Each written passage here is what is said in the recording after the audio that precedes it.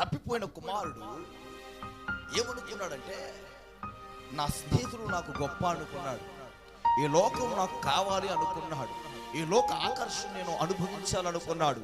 తండ్రితో గొడవపడ్డాడు, ఆస్తులో సగభాగాన్ని రాయించుకున్నాడు.